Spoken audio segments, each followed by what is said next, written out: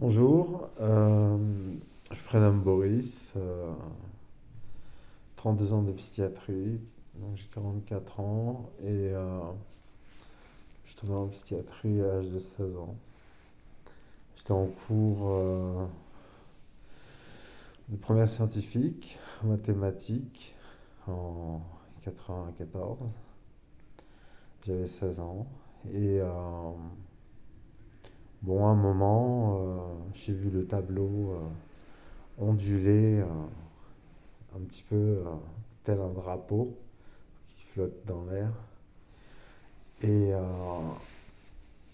bah voilà quoi, depuis ce jour, bon, après bon, j'ai eu des, des complications. Donc ma mère a vu que ça n'allait pas. Et donc elle m'a emmené en psychiatrie, voilà, à l'hôpital, en prétextant qu'elle m'emmenait au McDo, pas que je n'y allais pas. Et puis, au lieu de m'emmener au McDo, elle m'emmenait à l'hôpital. Et là-bas, à l'hôpital, je sais pas ce qui s'est passé. J'ai vu un médecin.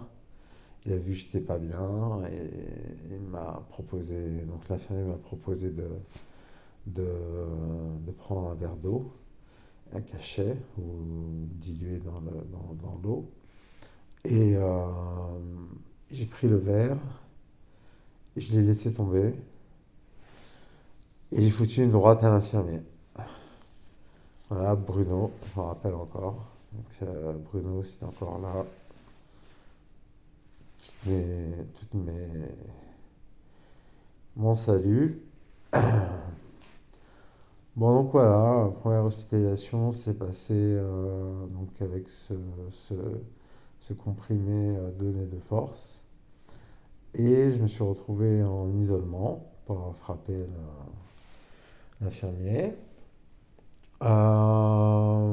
Qu'est-ce que je voulais dire je suis resté 2 3 jours en isolement. Je voyais, quand je faisais pipi dans l'isolement, excuse-moi des détails, mais je voyais tout de toutes les couleurs de l'arc-en-ciel. Je pense que c'était les neuroleptiques antipsychotiques qui agissaient. J'ai bu mon pipi pour la première fois ce jour dans l'isolement.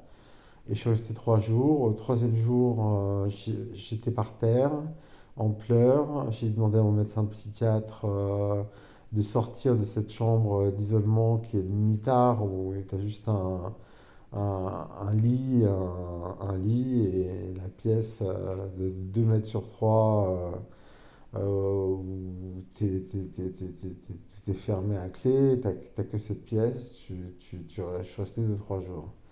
C'est rien comparé à ce que j'ai vécu il y a quelques mois où je suis resté 2 mois et demi, hein.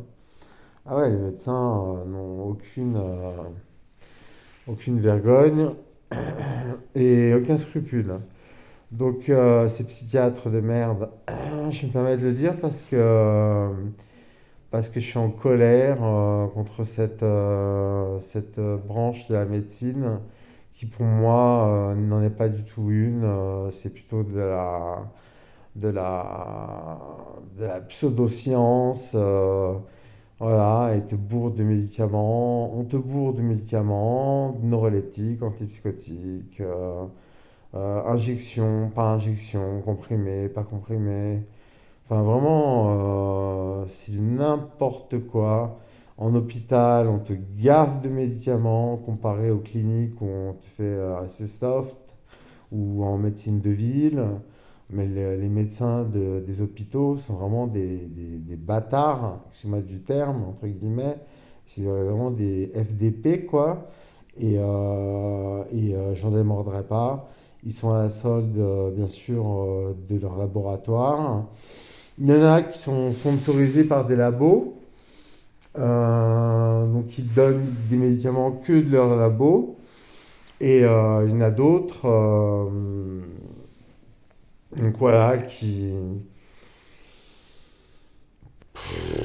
qui donnent le traitement qu'on leur préconise, parce qu'on a regardé sur Internet que c'était de la neuroleptique. Bon voilà, donc moi par exemple, ce qui me plaît beaucoup, c'est l'aripiprazole, l'Abilify, maintenant en injection. Ce qu'il faut dire, c'est que c'est une injection qui coûte 250 euros. Donc il la donne pas à tout le monde, sinon l'hôpital ferait faillite, l'hôpital psychiatrique. Ce qui est bien, bon, c'est que récemment, Macron a octroyé des crédits à l'hôpital et pas aux médecins de ville. Donc les médecins de ville sont lésés, hein, qu'ils soient psychiatres ou ophtalmo ou dentistes ou généralistes.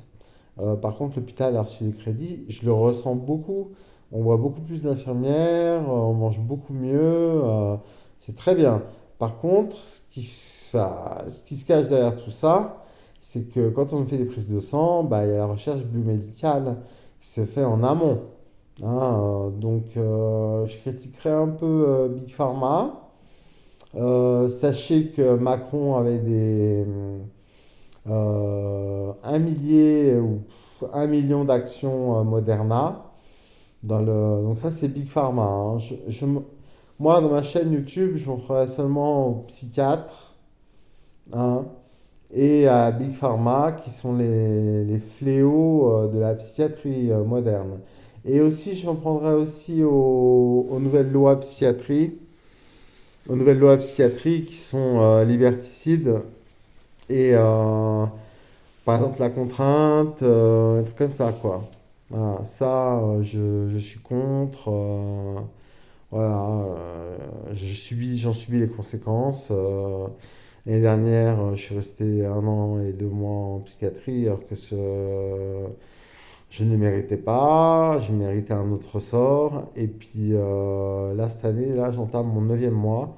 Là, je suis dans ma chambre. Vous voyez, voilà quoi. Je suis dans ma chambre d'hôpital et je fais ma vidéo. Euh, je critiquerais pour aujourd'hui d'abord bah, les médicaments. Hein, j'ai envie de critiquer les médicaments, les neuroleptiques. Alors moi j'ai une injection par exemple de Clopixol. Donc j'ai une injection tous les 15 jours. À savoir que l'injection est bien meilleure que la prise de comprimés.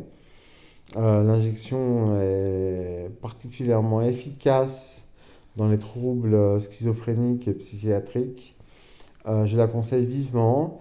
Par contre, moi, bon, dans mon cas, il me donne l'injection avec la même chose en comprimé. Donc ça, par contre, je ne sais pas si c'est conseillé. Euh, donc il me donne 2 ampoules de Clopixol tous les 15 jours, plus 60 mg de Clopixol par jour en comprimé, 20, 20, 20. Voilà, 20 matin, 20 midi, 20 soir. Je crois que ça va jusqu'à 200 mg. J'ai eu dans le Vidal la posologie normale. Donc j'espère que je ne dépasse pas trop, car je fume. Et, voilà quoi, donc je fume et j'ai pas envie de choper une insuffisance rénale. Donc je vais à la créatinine, elle est bonne, mais je commence à avoir un début de-